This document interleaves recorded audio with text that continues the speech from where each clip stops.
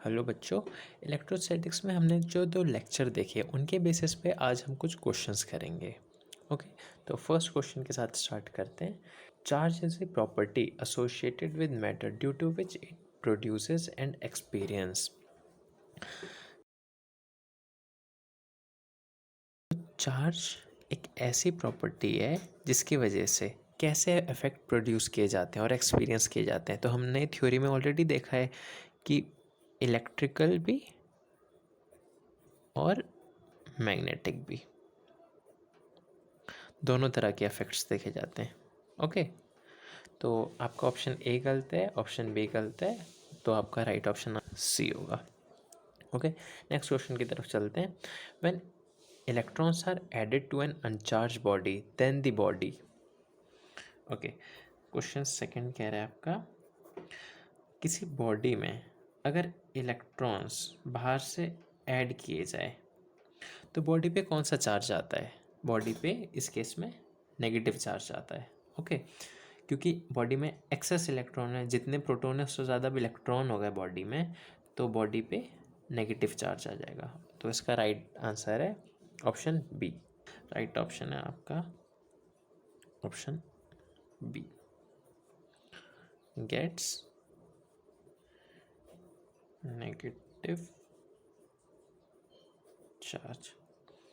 Question third है, if a body is positively charged then it has. ये question भी question second का दूसरे फॉर्म में पूछा गया है कि एक बॉडी है उस पर पॉजिटिव चार्ज है, तो इसका मतलब बॉडी पे क्या होगा? चार ऑप्शन है आपके पास, excess of electrons, excess of proton, deficit of electrons, deficit of proton. तो एक चीज़ आपको ध्यान रखनी है, कभी भी बॉडी में चार्ज होगा तो उसका केवल एक रीज़न होगा, इलेक्ट्रॉन्स की कमी या फिर इलेक्ट्रॉन का एक्सेस। ओके, प्रोटॉन कभी रीज़न नहीं होगा बॉडी में चार्ज होने या ना होने का। ओके, तो बॉडी में पॉजिटिव चार्ज है तो इसका मतलब बॉडी से इलेक्ट्रॉन निकाल लिए गए हैं। तो बॉडी से इलेक्ट्रॉन निकाल लिए गए हैं मतलब बॉडी में इलेक्ट्रॉन्स की कमी है। तो इसका राइट ऑप्शन है option C, deficit of electrons.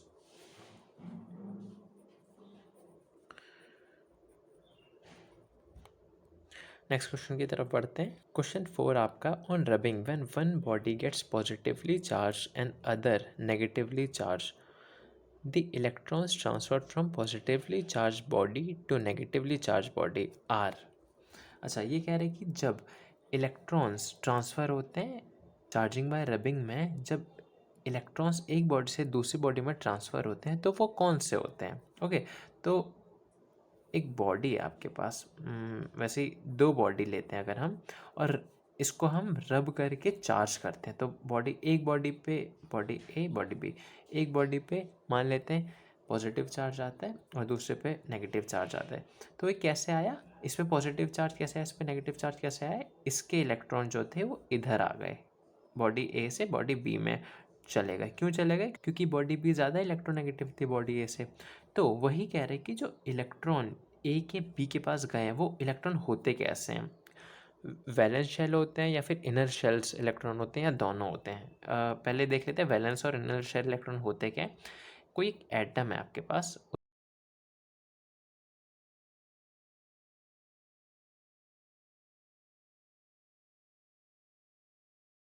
तो इसमें जो इलेक्ट्रॉन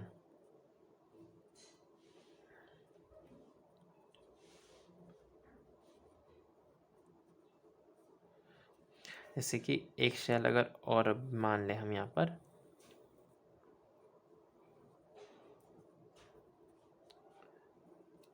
तो मान लेते हैं ये एटम जो हमने अभी यहाँ पर बनाया ये बॉडी ए का है। ओके, तो जो आउटर मोस्ट शेल में जो इलेक्ट्रॉन्स है ये इलेक्ट्रॉन्स होते हैं वैलेंस इलेक्ट्रॉन, और जो अंदर वाले जितने भी इलेक्ट्रॉन हैं, अंदर जितने भी ऑर्बिट्स में इलेक्ट्रॉन हैं वो वाले होते हैं, वो होते हैं इनर शेल इलेक्ट्रॉन्स। तो एक बात आपको ध्यान रखनी है कि कभी भी इलेक्ट्रॉन किसी भी प्रोसेस में, ना सिर्फ चार्जिंग बाय रबिंग में, आप एक चीज़ देखेंगे कि इलेक्ट्रॉन्स हमेशा बॉडी की आउटर मोस्ट शेल से निकाले जाते हैं जिनको हम वैलेंस इलेक्ट्रॉन कहते हैं।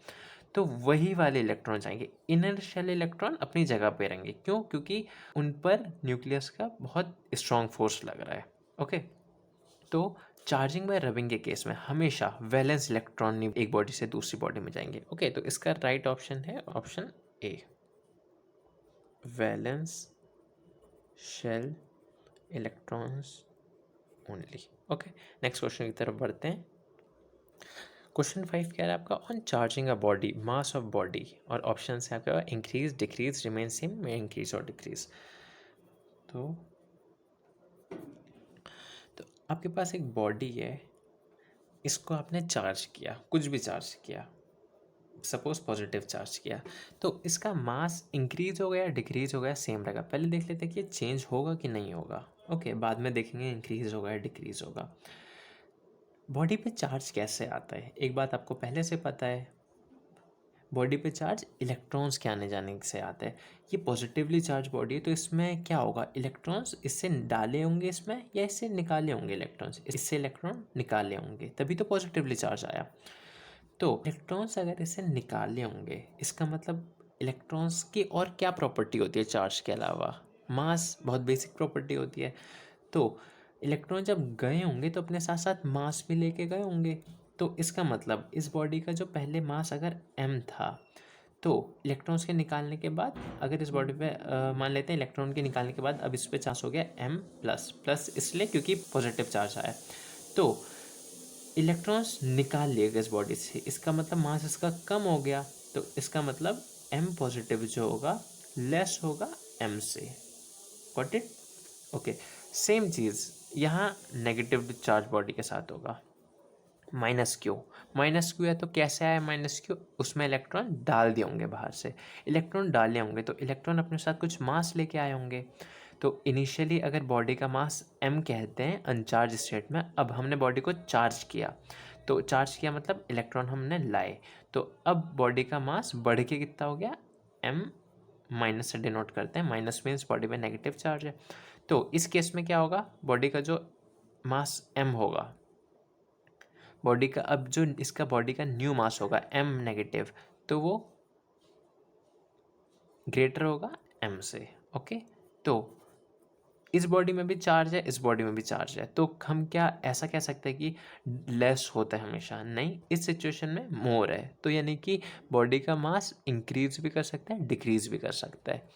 ओके, तो आपका ऑप्शन सी गलत हो गया और ऑप्शन ए और बी भी गलत हो गया, क्योंकि किसी एक सिचुएशन में इंक्रीज कर सकता है, किसी सिचुएशन में डिक्रीज कर सकते हो। तो राइट ऑप्शन आपका डी हो गया, में इंक्रीज और डिक्रीज। ओके, और एक चीज़ यहाँ पर, एक चीज़ और देख लेते हैं। एम पॉजिटिव की वैल्यू अगर हम निकालें तो क्या आएगी, एक कंसेप्ट आप और सीख लीजिए यहाँ पर। एम पॉजिटिव आया कैसे? एम पॉजिटिव, उसमें से इलेक्ट्रॉन निकाल लिए गए तो बॉडी पे पॉजिटिव चार्ज आ गया। तो जो बॉडी, जो इसका मास है, हम उसको एम पॉजिटिव नाम दे रहे हैं। तो एम पॉजिटिव की वैल्यू क्या होगी, इनिशियल मास माइनस जितने इलेक्ट्रॉन निकाल लिए गए उनका मास। तो पहले जो मास था उनमें से जितने इलेक्ट्रॉन चले गए वो मास अगर सब्ट्रैक्ट कर दे तो अब इसका न्यू मास आ जाएगा। तो वही न्यू मास की वैल्यू क्या होगी, m into N. If n electrons निकाले गए हैं, multiply m e, where m e is mass of electron. Okay, जिसकी वैल्यू आप देख सकते हैं 9.1 इंटू 10⁻³ किलोग्राम। आपको ये वैल्यू याद होनी चाहिए, इंपॉर्टेंट है। ओके, तो इसका ये हो गया। आपको ये याद करने की ज़रूरत नहीं है, केवल अंडरस्टैंडिंग के लिए था। एक चीज़ और, m नेगेटिव अगर निकालें हम तो कैसे निकालेंगे? m नेगेटिव किसके इक्वल होगा? m नेगेटिव है क्या, पहले ये देख लेते हैं। m नेगेटिव है कि जो बॉडी का मास था वो, उस पर अब हमने इलेक्ट्रॉन्स और ऐड कर दिए, तो अब जो उसका न्यू मास होगा वो क्या होगा, वो होगा, पहले m तो ऑलरेडी था प्लस जितने इलेक्ट्रॉन्स ऐड किए गए उनका मास। तो अगर n इलेक्ट्रॉन ऐड किए गए हैं तो उनका मास, तो n इलेक्ट्रॉन का मास कितना होगा, एक इलेक्ट्रॉन का मास था me, और 2 इलेक्ट्रॉन का मास कितना होगा 2me, 3 इलेक्ट्रॉन्स का मास कितना होगा 3me, n इलेक्ट्रॉन्स का मास कितना होगा nme, तो वही nme। तो ये था बॉडी का न्यू मास। ओके, तो ये केवल अंडरस्टैंडिंग के लिए था। नेक्स्ट क्वेश्चन की तरफ बढ़ते हैं। मास of body decreases slightly when it is negatively charge, ये ट्रू है या फॉल्स है? ओके, तो हमको ये देखना है। एक बॉडी है, उसका मास m है। ओके, अब क्या किया हमने, बॉडी को नेगेटिव चार्ज कर दिया, मतलब बॉडी में इलेक्ट्रॉन डाल दिए। अब बॉडी में इलेक्ट्रॉन डाल दिए तो बॉडी का मास बढ़ गया। अब m negative greater than m होगा, हम ऑलरेडी देख चुके हैं। तो m negative greater than m होगा, मतलब इसमें अब इलेक्ट्रॉन्स एक्स्ट्रा है। तो आपका ऑप्शन कह रहा है कि, आपका क्वेश्चन कह रहा है कि मास डिक्रीज होगा। तो ये स्टेटमेंट सही है या गलत है? मास क्या डिक्रीज हुआ? नहीं, मास तो इंक्रीज हो गया। तो आपका जो स्टेटमेंट है वो है गलत, तो option B false. Next question की तरफ बढ़ते हैं। क्वेश्चन 7 कह रहा है the minimum value of charge on a body is. कोई बॉडी है, उस पर मिनिमम चार्ज कितना हो सकता है? तो कितना हो सकता है, आपको क्या लगता है? सपोज ये बॉडी है, अब इस बॉडी पे चार्ज कैसे आता है? इलेक्ट्रॉन की वजह से आता है। तो इस बॉडी में कम से कम कितने इलेक्ट्रॉन डाल सकते हो? अब 1 इलेक्ट्रॉन डाल सकते हो, तो यानी इस बॉडी में कम से कम कितना चार्ज डाल सकते हो? 1 इलेक्ट्रॉन पे जितना चार्ज होता है उतना उतना डाल सकते हो। तो 1 इलेक्ट्रॉन पे कितना चार्ज होता है? Charge of 1 electron on 1 electron कितना होता है आपको मालूम है? -e, और e की वैल्यू 1.6 इंटू 10⁻⁻19 कूलम। तो इतना चार्ज आप बॉडी पर डाल सकते हो कम से कम, इससे कम चार्ज नहीं हो सकता। ओके, तो आपको ये बहुत इंपॉर्टेंट कंसेप्ट है, आपको ये ध्यान रखना है। तो राइट ऑप्शन है आपका option B, 1.6 into 10⁻⁻19 coulomb. Next question की तरफ बढ़ते हैं। If an object possesses an electric charge, it is said to be electrified। और ये कह रहे हैं कि आपके पास अगर कोई बॉडी है, इसमें अगर कुछ चार्ज है, तो हम उसको बोलेंगे अब ये बॉडी इलेक्ट्रिफाइड है। ओके, हम और किस नाम से जानते हैं? और भी ज़्यादा हम एक फ्रिक्वेंट टर्म यूज़ करते हैं, हम क्या कहते हैं? बॉडी चार्ज है। ओके, बॉडी चार्ज है। तो इलेक्ट्रिफाइड को और किस नाम से जानते हैं? चार्ज। तो फर्स्ट यहाँ पर आप हो गया आपका चार्ज्ड। उसके बाद आपका क्वेश्चन कह रहा है when it has no charge it is said to be. अच्छा, बॉडी पे अब कोई चार्ज नहीं है, बॉडी पे कोई चार्ज नहीं है, तो हम इसको क्या बोलते हैं? अनचार्ज्ड। तो आपका ऑप्शन में अनचार्ज तो है नहीं, तो और अनचार्ज को और दूसरे नाम से क्या जानते हैं? यहाँ बॉडी पे कोई चार्ज नहीं है, तो इसका मतलब बॉडी है न्यूट्रल। ओके, तो सेकेंड ऑप्शन हो गया आपका न्यूट्रल। तो आपका जो राइट ऑप्शन है वो है option D, charge and neutral. Okay, बढ़ते हैं नेक्स्ट क्वेश्चन की तरफ। सॉल्यूशन नहीं, two identical metallic spheres A and B. दो आइडेंटिकल मेटेलिक स्पेयर्स है। आइडेंटिकल मतलब क्या होता है? आइडेंटिकल मतलब होता है एक जैसे, ऑफ एग्जैक्टली इक्वल मासेस, इनका मास भी इक्वल है, m और m, ये a है, ये है b, are given equal positive and negative charge respectively. तो इसको पॉजिटिव चार्ज इक्वल और इसको नेगेटिव चार्ज, दोनों को इक्वल दिया गया, केवल इनका साइन अपोजिट है, मैग्नीट्यूड सेम है। देन मास ऑफ, इनके मास को कंपेयर करना है हमको। ओके, तो एक बात आपको ध्यान रखनी है, इनिशियली मास m था, ठीक है। अब बॉडी में हमने पॉजिटिव चार्ज दे दिया, तो बॉडी का मास क्या होगा? m से बढ़ जाएगा या m से घट जाएगा? तो फिर से आपको एक बात देखनी है कि बॉडी में पॉजिटिव चार्ज कहाँ से आया? इलेक्ट्रॉन निकाल लिए। अब इलेक्ट्रॉन निकाल लिए तो इलेक्ट्रॉन्स के साथ साथ और क्या निकाला हमने? मास, क्योंकि इलेक्ट्रॉन की इंट्रिंसिक प्रॉपर्टी होती है चार्ज के अलावा मास। ओके, तो इलेक्ट्रॉन निकाला तो मास भी आ गया, तो यानी कि बॉडी का मास, अब जो बॉडी का मास है वो घट गया, यानी कि m positive is less than m। और इस केस में क्या होगा? सिमिलरली हमने इलेक्ट्रॉन डाला तो बॉडी का मास बढ़ गया, तो m negative is greater than m। तो ये m पॉजिटिव m से छोटा, ये दोनों तो सेम है, इसको अगर यहाँ पर m लिखें तो इस m से m पॉजिटिव छोटा है और m नेगेटिव बड़ा है। ओके, तो हमारा जो ये है कि अच्छा, इन दोनों को कंपेयर करें तो ऑब्वियसली अगर m पॉजिटिव इससे छोटा है तो इससे भी छोटा है, क्योंकि ये तो इससे छोटा है। तो यहाँ पर हमारा राइट ऑप्शन होगा मास ऑफ बॉडी A। क्वेश्चन 10 कह रहा है आपका, क्वेश्चन 10 है a body has a charge of 1 coulomb. तो चार्ज Q से डिनोट करते हैं, तो 1 कूलम चार्ज है बॉडी पे। The number of excess or lesser electron on it from its normal state will be। ये कह रहा है कि एक बॉडी है, उस पे चार्ज Q है जिसकी वैल्यू है 1 कूलम। तो अब इसमें इलेक्ट्रॉन की संख्या कितनी होगी, मतलब कम होगी न्यूट्रल स्टेट से या ज़्यादा होगी। पहले तो आपको एक चीज़ ध्यान रखनी है कि बॉडी में पॉजिटिव चार्ज है, इसका मतलब इलेक्ट्रॉन की संख्या कम होगी। ओके, कम होगी। तो अब कितने से कम होगी वो हमको बताना है। तो एक फॉर्मूला आपने देखा है, Q equal to NE, where Q is charge on the body, E is elementary charge. Elementary charge ये हम थ्योरी में ऑलरेडी देख चुके हैं। इसकी वैल्यू होती है जो इलेक्ट्रॉन पे चार्ज होता है 1.6 इंटू 10⁻⁻19 कूलम। और N is number of excess या फिर lesser electron in the body. Okay, या फिर ट्रांसफ़र की अगर हम बात करें तो नंबर ऑफ इलेक्ट्रॉन्स ट्रांसफर्ड, ऐसे भी कह सकते हैं। सिचुएशन पे यहाँ हम बोलेंगे number of lesser electron in the body. Okay, तो ये आपको फॉर्मूला है Q इक्वल टू N। यहाँ पर अब सिंपली Q पता है, E पता है, हमको N निकालना। तो N हो गया Q upon E equal to 1 coulomb upon 1.6 into 10⁻⁻19 coulomb. Coulomb से coulomb cancel, equal to 10⁻19 upon 1.6। इसको हम अगर ऐसे लिखें 10 इंटू 10⁻18 अपॉन 1.6, और इसकी जो वैल्यू होती है वो होती है 6.25। तो 6.25 इंटू 10⁻18 इतने क्या यूनिट रहेगी? नहीं, क्योंकि ये नंबर्स है, नंबर की कोई यूनिट नहीं होती। तो इतने बॉडी में लेसर इलेक्ट्रॉन है, तो आपका option B is correct. Solution 11। If 10 million electrons are removed from a neutral body, then the charge on the body is। Okay, ये आपके पास एक न्यूट्रल बॉडी है। अब इससे 10 मिलियन इलेक्ट्रॉन्स निकाल लिए गए। ओके, यानी कि यहाँ पर n क्या है? 10 मिलियन। 10 मिलियन इतने इलेक्ट्रॉन्स निकाल लिए गए। तो अब बॉडी पे चार्ज कितना होगा, यही फॉर्मूला लगेगा। n पता है, E पता है, अब आपको क्यों निकालना है। दूसरे तरीके से पूछ लिया क्वेश्चन तो, लेकिन आपको ये देखना होगा मिलियन कितना होता है।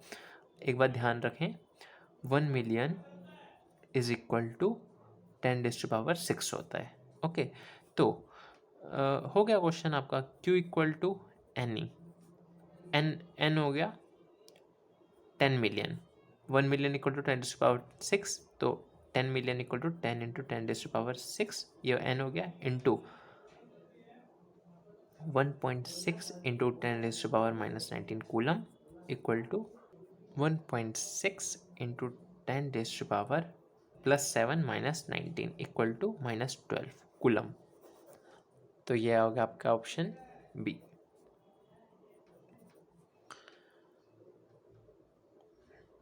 ऑप्शन सी भी है, आप गलती से ऑप्शन सी मत लगा देना यहाँ पर, क्योंकि उसमें नेगेटिव साइन है, और क्योंकि क्वेश्चन में हमसे बोला है कि इलेक्ट्रॉन्स निकाले गए हैं। जब निकाले जाते हैं तो बॉडी में पॉजिटिव चार्ज आता है, तो पहले आपको ध्यान रखना है। ओके, बढ़ते हैं नेक्स्ट क्वेश्चन की तरफ। A polythene piece rubbed with wool is found to have a negative charge of 3 into 10⁻⁻7 coulomb. तो पहली बोला है कि पॉलीथीन की एक पीस है, यानी कि पॉलीथीन पीस पे नेगेटिव चार्ज है और वुल पे पॉजिटिव चार्ज है।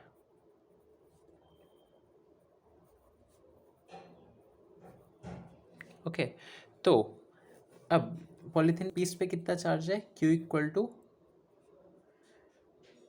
-3 इंटू 10⁻⁻7 कूलम। ओके, तो आपका क्वेश्चन का ए पार्ट कह रहा है estimate the numbers of electrons transferred from which to which. तो यहाँ पर बताने की कितने इलेक्ट्रॉन ट्रांसफर हुए होंगे। तो अगेन आपका वही फॉर्मूला लगेगा, Q इक्वल टू NE, और ये भी बताना है किस बॉडी से किस बॉडी में गए हैं। तो कैसे बताएंगे किस बॉडी से किस बॉडी में गए हैं? किस पे पॉजिटिव है, किस पे नेगेटिव? वुल पे पॉजिटिव है और पॉलीथीन पे नेगेटिव है, इसका मतलब कि वुल से पॉलीथीन में गए हैं। तो अब नंबर्स निकालना है, तो N equal to Q/E equal to, यहाँ पर हो गया 3 into 10⁻⁻7 coulomb upon 1.6 into 10⁻⁻19 coulomb. अच्छा, यहाँ हमने नेगेटिव साइन क्यों नहीं लिखा, हम वो भी लिख सकते हैं, उसमें n नेगेटिव में आएगा तो n नेगेटिव में आएगा वो ये शो करेगा कि पॉलीथीन पीस पे नेगेटिव चार्ज आए हैं, उस पर एक्सेस ऑफ इलेक्ट्रॉन्स है, तो n नेगेटिव का मीनिंग सिंपल वही होगा। यहाँ हम मैग्नीट्यूड की बात करें तो यहाँ से coulomb cancel, 3 into 1.6 into 10⁻⁻7 plus 19 equal to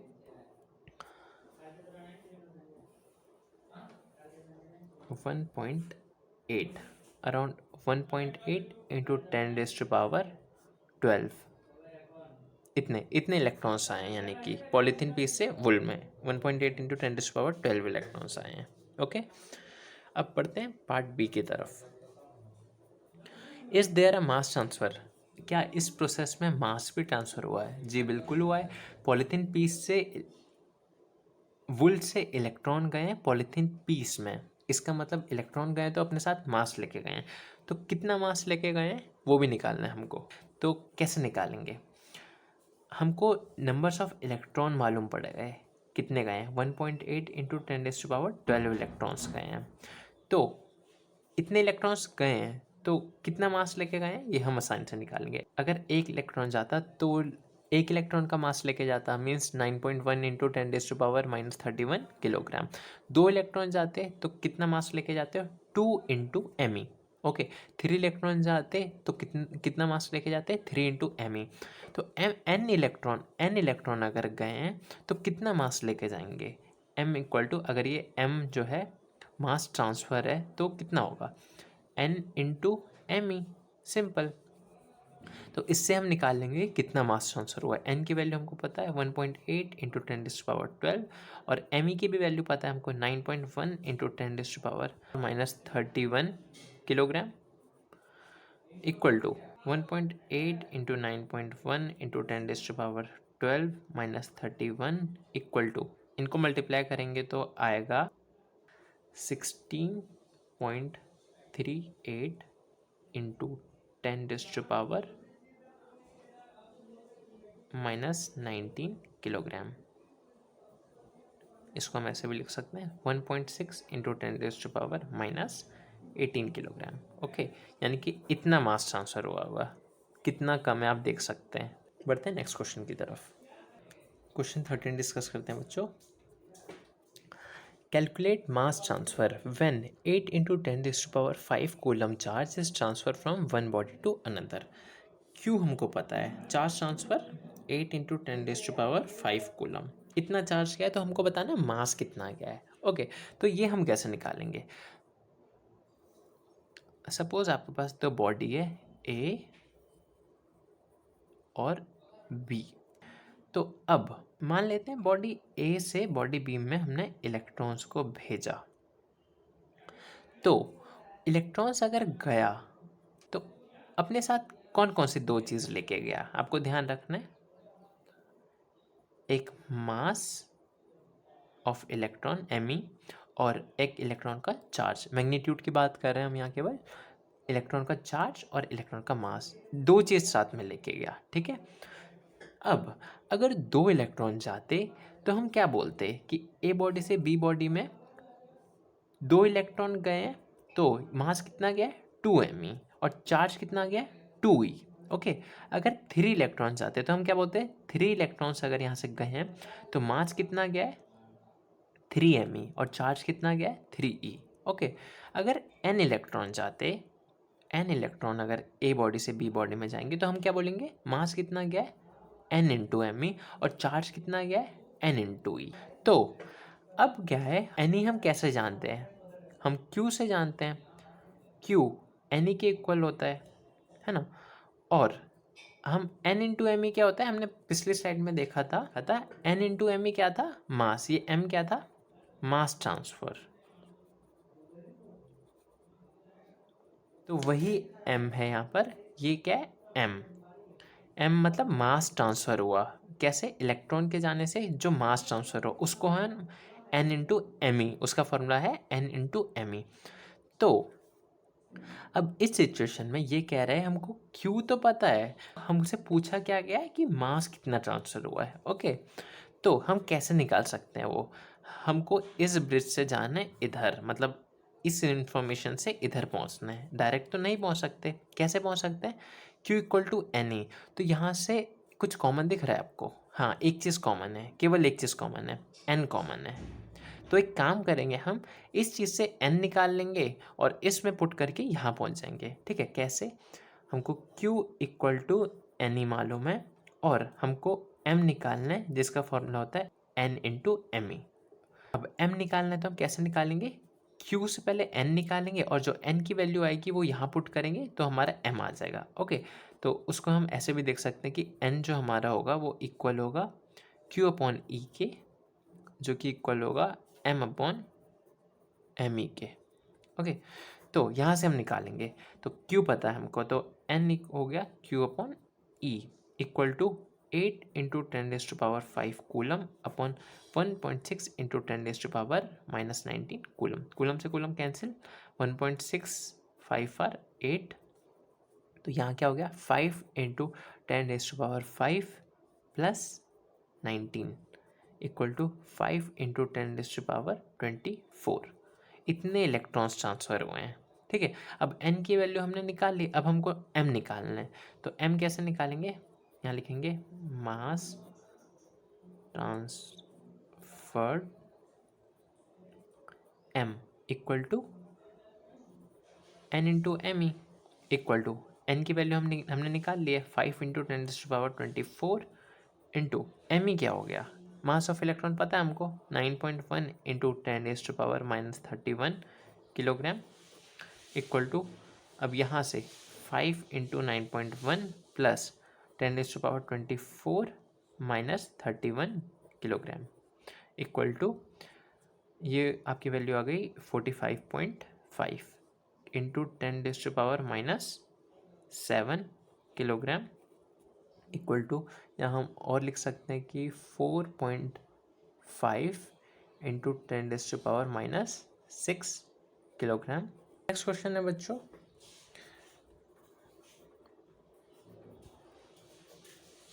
which of the following is not a property of charge? Charge की कौन सी प्रॉपर्टी नहीं है? ऑप्शन ए एडिटिविटी।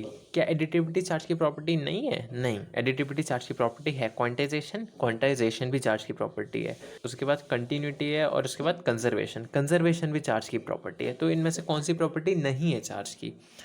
चार्ज की प्रॉपर्टी कंटिन्यूटी नहीं है। कंटिन्यूटी का मतलब क्या है? कंटिन्यूटी का मतलब है बिना कोई डिस्क्रीट वैल्यू के कंटिन्यूस। मतलब क्या हुआ, ये वैसे कहना क्या चाह रहा है? ये कहना चाह रहा है कि जो चार्ज होता है किसी बॉडी में वो कंटिन्यूस होता है क्या? तो इसका ऑप्शन ऑब्वियसली सी है, राइट ऑप्शन। तो हमने क्या पढ़ा है कि चार्ज क्वांटाइज्ड है, मतलब किसी बॉडी में चार्ज अगर ज़ीरो है, ठीक है, तो वो बढ़ेगा। तो कैसे बढ़ेगा? एकदम से ऐसे बढ़ेगा। ये 1.6 इंटू 10⁻⁻19 का लैडर चढ़ेगा एकदम से। उसके बाद फिर से हमने एकदम स्मॉल यूनिट ऑफ चार्ज डाला तो क्या होगा? एकदम से सीधा ही फिर से बढ़ेगा 3.2 इंटू 10⁻⁻19 कूलम। वैसे करते ये ई का इंटीग्रल मल्टीपल से बढ़ेगा, तो ऐसे बढ़ेगा। तो इसी को हमने क्या नाम दिया? Quantization, quantized. तो यहीं पर चार्ज क्वांटाइज है। तो कंटिन्यूस का मीनिंग क्या था? लगातार ऐसे। तो ऐसे तो नहीं बढ़ता, अगर ये ज़ीरो है तो ऐसे तो नहीं बढ़ता, ऐसे बढ़ता है। तो आपका ऑप्शन सी करेक्ट है। नेक्स्ट क्वेश्चन की तरफ बढ़ते हैं। Which are the following charging method work without even touching the object to be charge to the object use to charge it? Okay, तो ये क्वेश्चन कह रहा है कि इनमें से जो मेथड है, जो आपको 3 मेथड दिए हैं ऑप्शंस में, तो इनमें से कौन सा मेथड है जो बॉडी को बिना टच किए भी चार्ज कर देता है? तो दोनों को देखते हैं एक बार। चार्जिंग बाय रबिंग में क्या होता है? दो बॉडी होती है ए और बी, तो उनको हम आपस में रब करते हैं, मतलब टच करते हैं। टच करते हैं तभी रब करते हैं, तो इनको टच करेंगे तो चार्ज होगा। तो यानी कि ऑप्शन ए आपका गलत हो गया। ऑप्शन बी कह रहा है चार्जिंग बाय कंडक्शन। कंडक्शन में क्या पढ़ा था हमने? ये पढ़ा था कि एक बॉडी अगर चार्ज है प्लस क्यू, अब दूसरी बॉडी को अगर हम कांटेक्ट में लाएंगे, कांटेक्ट ध्यान रखना आपको, कांटेक्ट में लाएंगे तभी चार्ज इससे बॉडी से इस बॉडी में ट्रांसफर होगा। तो यानी कि यहाँ भी हमने बॉडी को टच किया, तो आपका ये ऑप्शन भी गलत हो गया। नेक्स्ट ऑप्शन क्या? Option C. यहाँ पर क्या था? एक बॉडी है अनचार्ज, ये अनचार्ज बॉडी है, यहाँ पर अब हम पॉजिटिव चार्ज बॉडी लाएंगे तो यहाँ पर क्या हुआ, हमने इंडक्शन की वजह से इधर नेगेटिव चार्ज आ गया था और इधर इलेक्ट्रॉन की डेफिशिएंसी पॉजिटिव चार्ज आ गया था। तो इसके बाद क्या किया था हमने, अर्थिंग करके पॉजिटिव चार्ज को बॉडी से निकाल दिया था, बॉडी में नेगेटिव चार्ज आ गया। तो क्या हमने ये जो चार्ज बॉडी थी इससे इसको टच किया? नहीं, लेकिन उसके बावजूद इसमें चार्ज आ गया। तो यानी कि इस मेथड में टच करने की ज़रूरत नहीं होती बॉडी को चार्ज करने के लिए, चार्जिंग बाय इंडक्शन में। तो चार्जिंग बाय इंडक्शन आपका राइट आंसर है, ऑप्शन सी। ओके, बढ़ते हैं नेक्स्ट क्वेश्चन की तरफ। क्वेश्चन 16 है, charge on a body can be, किसी बॉडी पे चार्ज कैसा हो सकता है? ऑप्शन ए प्लस माइनस ई। क्या बॉडी पे प्लस माइनस ई चार्ज हो सकता है? हाँ, बिल्कुल हो सकता है। कोई बॉडी है आपके पास, उसमें से अगर आप एक इलेक्ट्रॉन निकाल लेंगे तो बॉडी पे प्लस ही चार्ज आ जाएगा। दूसरी बॉडी है, उस पर एक इलेक्ट्रॉन डाल देंगे तो बॉडी पे माइनस ही चार्ज आ जाएगा। ओके, तो ये तो आपका सही है, ऑप्शन बी है -4e। तो अगेन -4 ही है, तो बॉडी में अगर 4 इलेक्ट्रॉन आप डाल देंगे, 4 इलेक्ट्रॉन्स डाल देंगे तो बॉडी पे चार्ज आ जाएगा -4e का, तो ये भी पॉसिबल है। नेक्स्ट क्या है, +7e। सिमिलरली बॉडी से 7 इलेक्ट्रॉन निकाल लेंगे तो बॉडी पे +7e चार्ज आ जाएगा। लेकिन आपका जो फोर्थ ऑप्शन है ±12e, आपको इतना प्लस माइनस पे ध्यान नहीं देना है। ये जो कह रहा है हाफ ई, तो हाफ ई का मतलब क्या हो गया? मतलब ये हो गया कि बॉडी में जो चार्ज है वो ई का मल्टीपल यहाँ पर क्या है, हाफ। तो क्या ये पॉसिबल है? नहीं, पॉसिबल नहीं है। इसका मतलब कि ऑप्शन आपका डी हो गया, ±12e। क्यों पॉसिबल नहीं है? क्योंकि क्वांटाइजेशन ऑफ चार्ज में हमने पढ़ा था कि किसी भी बॉडी में चार्ज जो होगा वो इंटीग्रल मल्टीपल होगा ई का। मतलब यहाँ पर एन जो भी आएगा उसकी वैल्यू होगी 1 2 3 and so on, plus with plus minus. Okay, तो यहाँ हाफ नहीं आ सकता, तो यही है आपका ऑप्शन डी, ±12e। बढ़ते हैं नेक्स्ट क्वेश्चन की तरफ। 17th क्वेश्चन है आपका, explain the meaning of statement electric charge of a body is quantized. Electric charge of a body is quantized, इसका मतलब क्या है? ये हम ऑलरेडी थ्योरी में देख चुके हैं कि किसी भी बॉडी पे चार्ज होगा वो कंटिन्यूस नहीं होगा, वो उसकी एक वैल्यू होगी जो इंटीग्रल मल्टीपल होगा एलिमेंट्री चार्ज का। तो वही आपको एक्सप्लेन करना है। Charge on a body is not an continuous quantity, it is integral multiple of elementary charge। Okay, तो यही है आपका electric charge of a body is quantize, इसका छोटा सा एक्सप्लेनेशन। नेक्स्ट क्वेश्चन है, quantization of charge was experimentally demonstrated by. Quantization of charge जो है, जो हमने Q = NE पढ़ा है, ये किसने डेमोन्स्ट्रेट किया था? तो ये डेमोन्स्ट्रेट किया था मिलिकन्स ने। तो मिलिकन्स ने एक एक्सपेरिमेंट परफॉर्म किया था, मिलिकन्स ऑयल ड्रॉप एक्सपेरिमेंट। तो उसी से हमको ये डेमोन्स्ट्रेट हुआ था कि Q = NE होता है। ओके, कभी डिटेल में उसके बाद में जाएंगे, लेकिन आप ये समझ लीजिए कि मिलिकन्स ने किया था अपने एक्सपेरिमेंट में, जिसका नाम था मिलिकन्स ऑयल ड्रॉप एक्सपेरिमेंट। तो option D is Millikan's oil drop experiment. Next question की तरफ बढ़ते हैं।